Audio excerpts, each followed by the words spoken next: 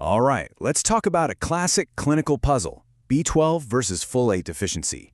On the surface, they're like identical twins, both causing this really specific kind of anemia.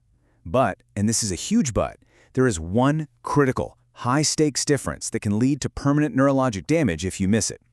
Getting this right isn't just about acing your exams, it's about literally saving your patient's brain and nerves. So, let's dive in and untangle this. Here's our game plan. First, we'll look at why they're so easily mixed up. I call them the megaloblastic twins. Then, we'll track down how each deficiency actually happens.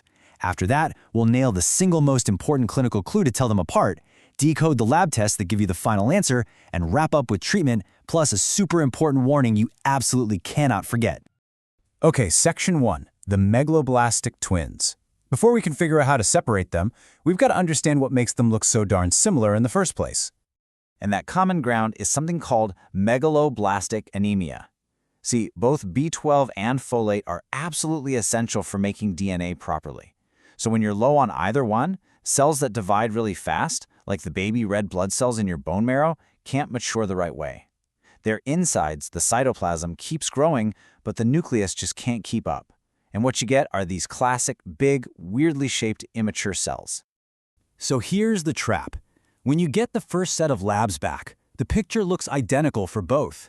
You're going to see a macrocytic anemia, which just means a high MCV, or mean corpuscular volume.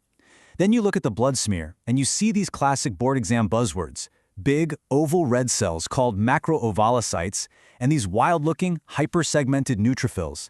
These findings just scream megaloblastic anemia, but they don't tell you why. Is it B12 or is it folate? So let's move on to Section 2. To start telling them apart, we've got to play detective and look at their origins. Where do these vitamins come from, how do we store them, and what causes us to run out?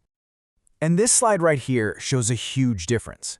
Vitamin B12, that comes from animal products, and our liver, it's like a massive warehouse for B12. We have enough stored up to last for years. Folate, on the other hand, comes from things like leafy green vegetables, and our body's supply is tiny by comparison. You can burn through your folate stores in just a couple of months. That difference in the timeline is a massive clue when you're talking to your patient. So what causes you to run low on B12? Well, the number one most high-yield cause you absolutely have to know for your exams is pernicious anemia. It's an autoimmune disease where your own body attacks the cells in the stomach that make something called intrinsic factor, and you need that factor to absorb B12. Other big causes are things like stomach or bowel surgery and way less commonly a super strict vegan diet over many years. Now, for folate, it's a completely different story. The most common cause, by a long shot, is just not getting enough in your diet. The classic textbook example is a patient with alcoholism or just a really poor diet in general. You also see it when the body needs more, like during pregnancy, or when certain medications like methotrexate get in the way. Okay, this brings us to the most important part of this whole explainer. We've seen the similarities, we've seen the different causes.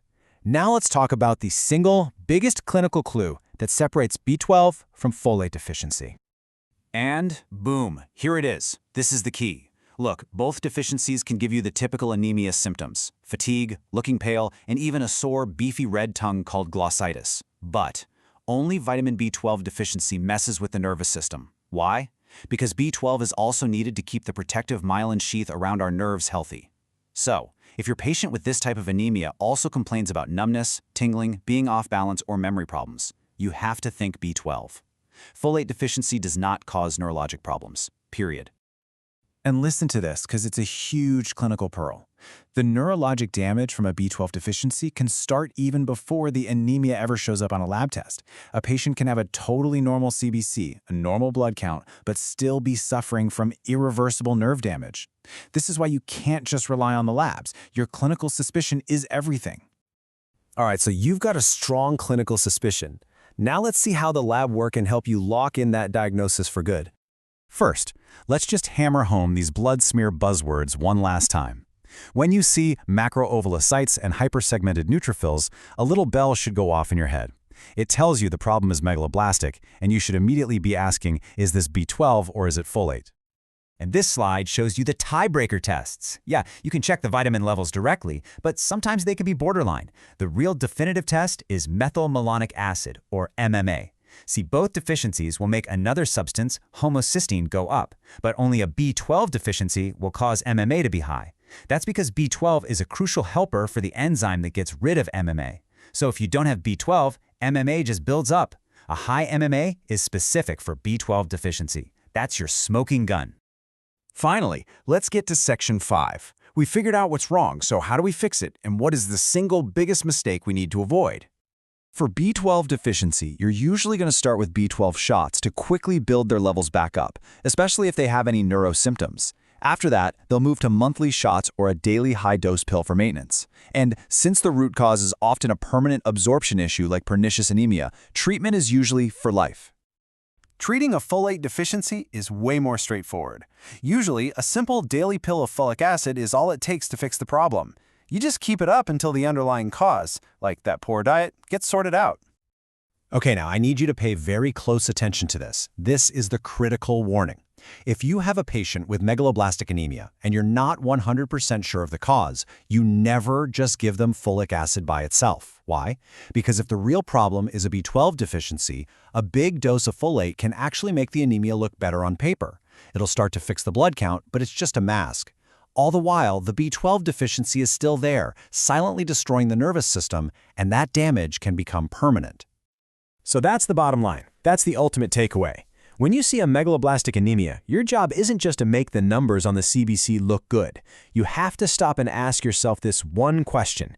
You fixed the anemia, but did you save the nerves? Always, always, always rule out B12 deficiency before you even think about giving folate, because the answer to that question has lifelong consequences for your patient.